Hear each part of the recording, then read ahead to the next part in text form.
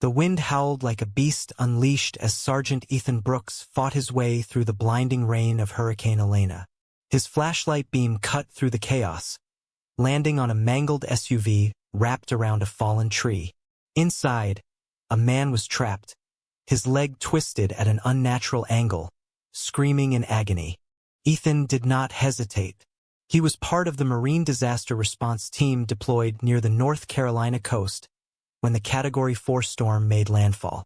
The rain stung his face like needles, and the wind threatened to knock him off his feet, but he had been trained for moments exactly like this.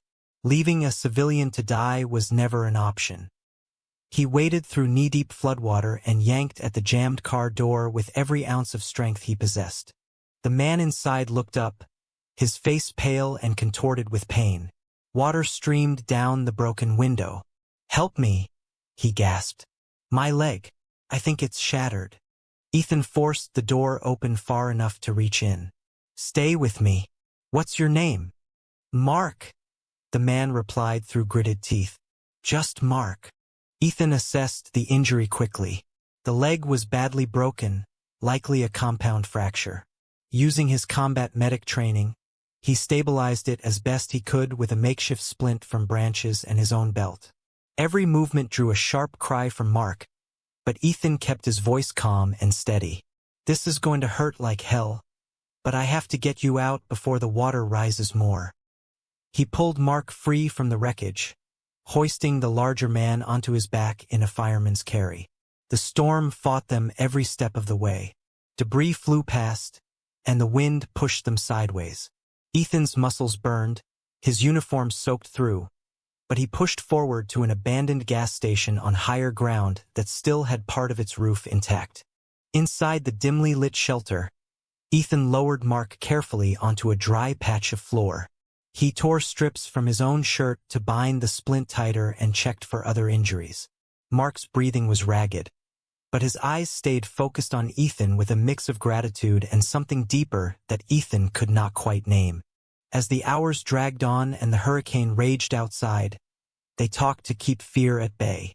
Mark said he had been driving through the area on a rare break from work, trying to clear his head from constant pressure.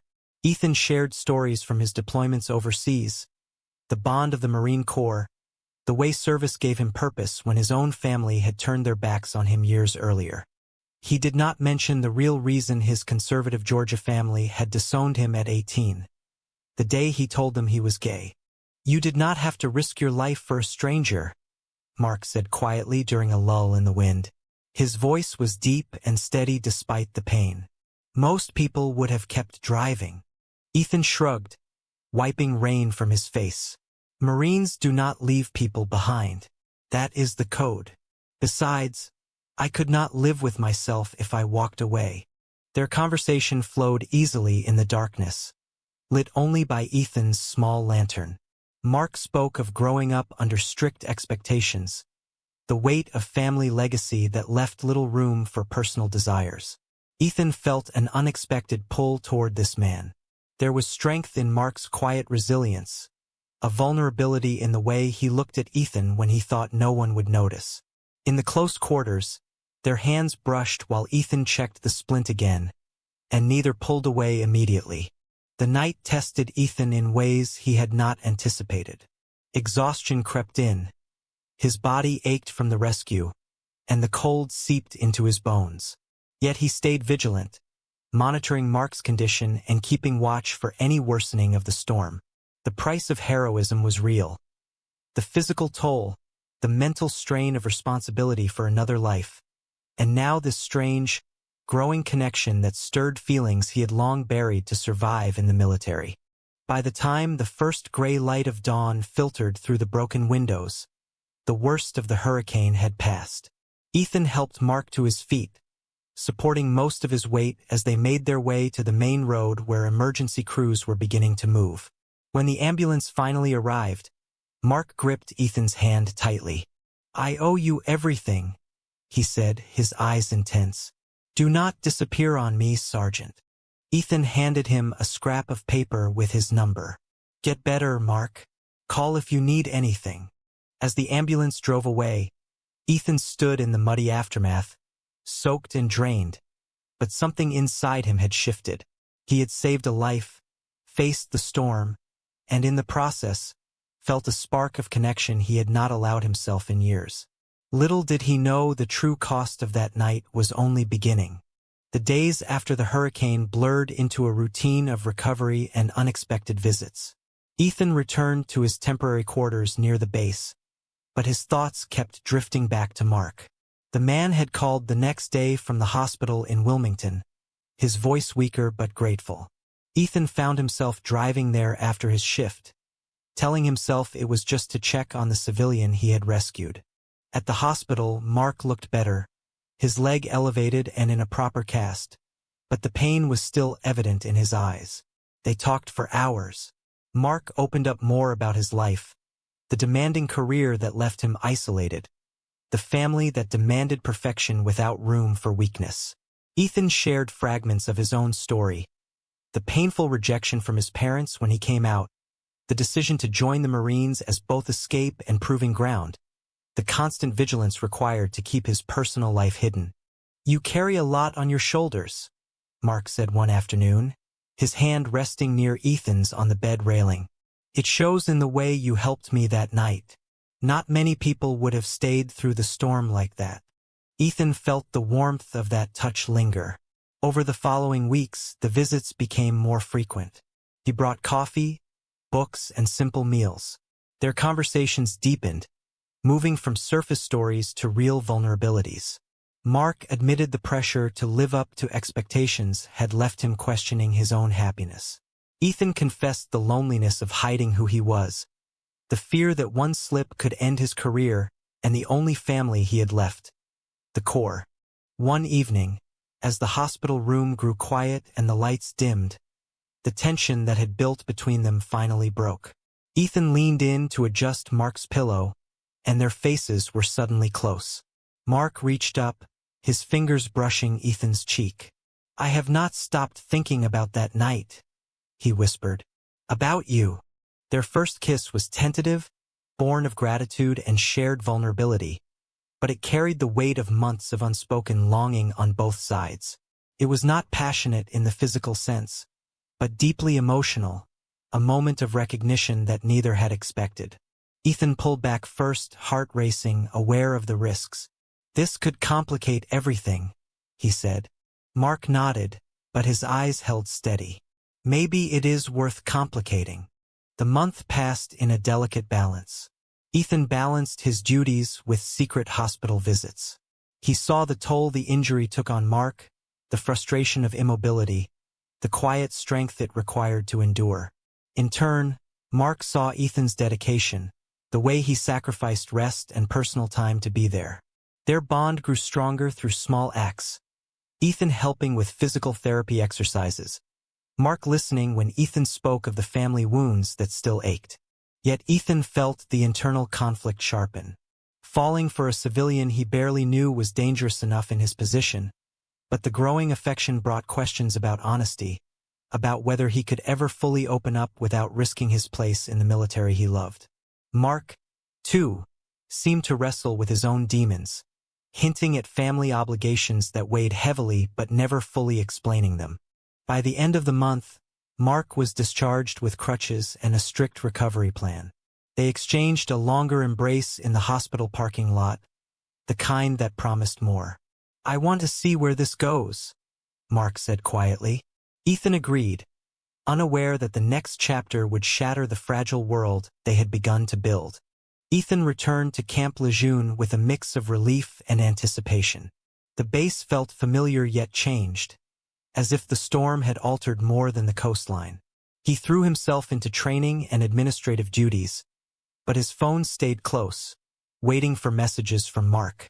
Their conversations continued, careful and coded, full of the budding romance that had started in the hurricane's aftermath. Then came the summons. Captain Marcus Donovan wanted to see Sergeant Brooks in his office immediately. Ethan straightened his uniform, wondering what administrative issue had arisen. He knocked and entered the orderly office, saluting sharply. The man behind the desk looked up, and Ethan's world tilted. It was Mark. The same deep eyes, the same strong jaw, now clean-shaven and in full Marine uniform with captain's bars. The cast was gone, replaced by a slight limp, but the recognition hit Ethan like a physical blow. "Sergeant Brooks?" Captain Donovan said formally, then softer once the door closed. "I need to tell you the truth. I was the man in the storm.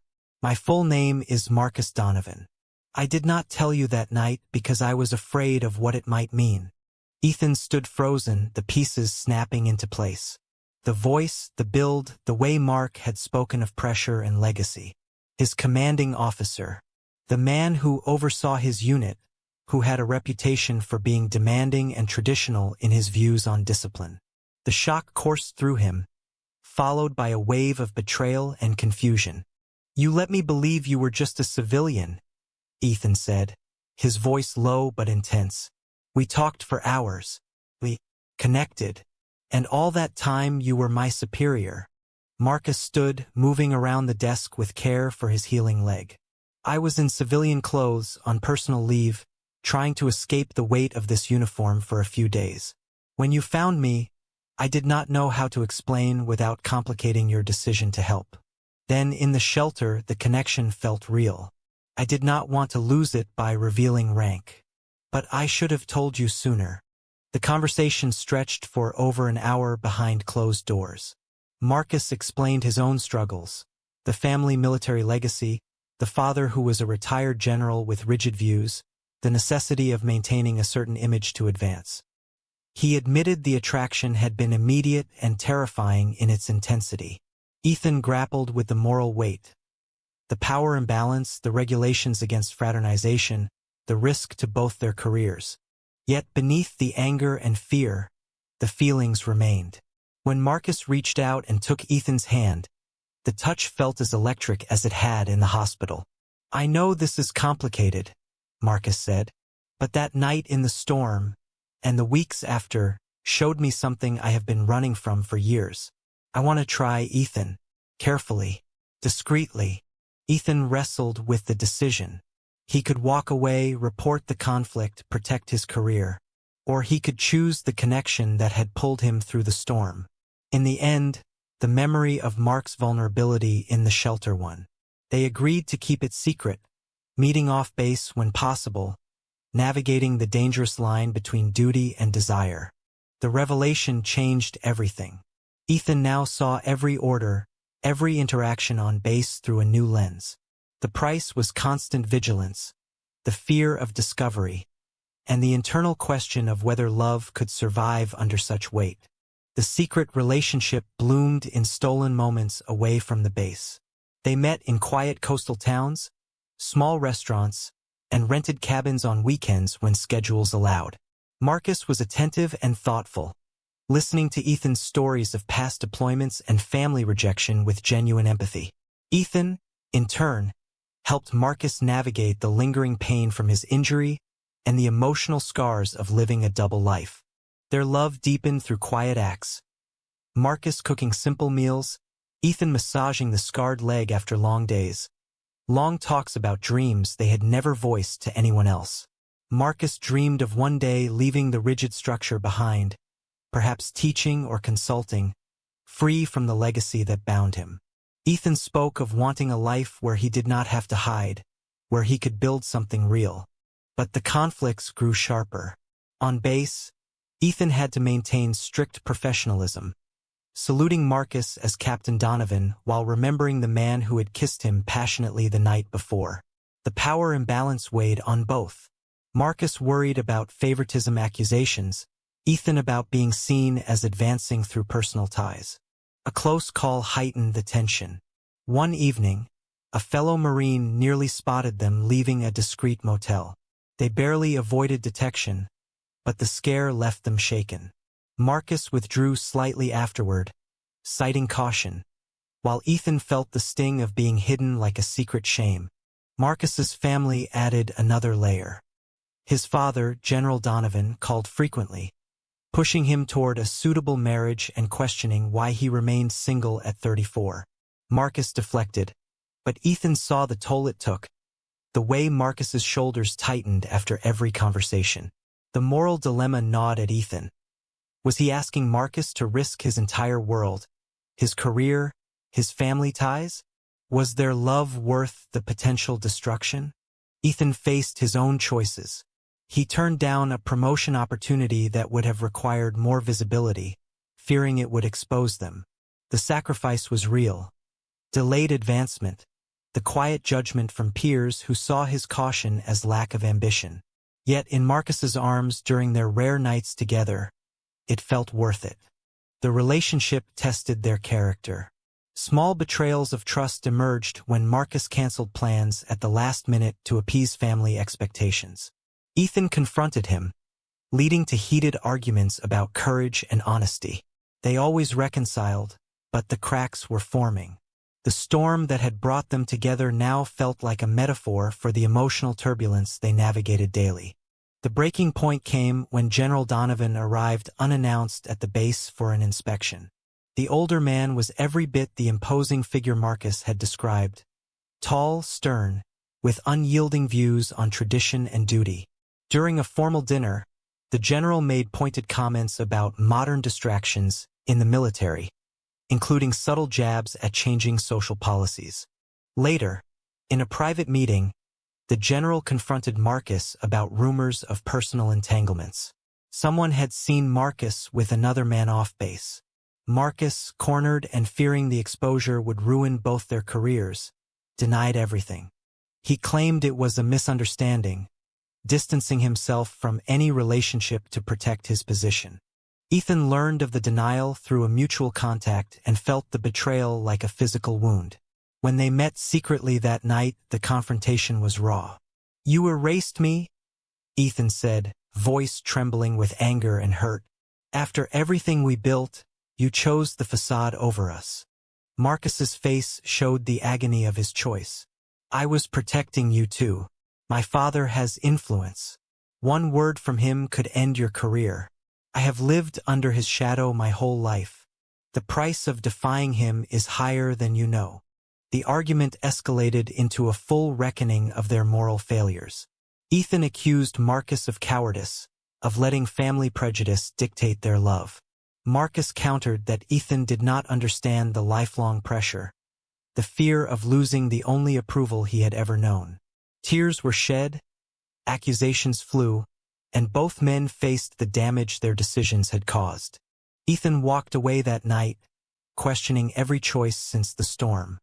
He considered requesting a transfer, sacrificing the relationship to preserve his dignity and career. The internal conflict consumed him, the love he still felt versus the repeated pain of being hidden. Marcus, alone in his quarters, confronted his own awakening, realizing that denying Ethan had cost him more than any promotion ever could. The betrayal forced both to examine the true price of their compromises. Lost trust, deepened isolation, and the realization that love without courage was fragile. Weeks of separation followed, filled with sleepless nights and second-guessing. Ethan threw himself into missions, volunteering for extra duties to numb the pain. Marcus struggled with his father's increased pressure to settle down conventionally, but the emptiness without Ethan grew unbearable. A new crisis brought them face to face again. During a training exercise gone wrong in rough weather, Ethan was injured protecting his team. Marcus, as commanding officer, oversaw the response and visited him in the infirmary. The sight of Ethan hurt broke through Marcus's defenses. "I cannot do this anymore," Marcus said quietly when they were alone. "Hiding us is destroying me more than coming out ever could. I choose you, Ethan, whatever the cost." The decision was not easy. They faced a formal inquiry when their relationship became known through the incident reports. Marcus's father confronted them both in a tense meeting, expressing disappointment and withdrawing support. The military imposed restrictions, and both men received counseling and reassignment considerations. Peers whispered, family ties strained, and their careers suffered setbacks. Yet through the ordeal they found strength. Ethan supported Marcus as he finally stood up to his father, articulating his truth for the first time. Marcus stood by Ethan when old family wounds reopened during the scrutiny. Their love, forged in the storm and tested by betrayal, emerged more resilient. In the end, they transferred to a new posting together, choosing openness over secrecy. The sacrifices had been steep. Promotions delayed, relationships fractured, personal peace hard-won. But they built a life grounded in honesty. Was their love worth the immense personal and professional price they paid? Or should they have conformed to societal and family expectations to avoid the pain and conflict?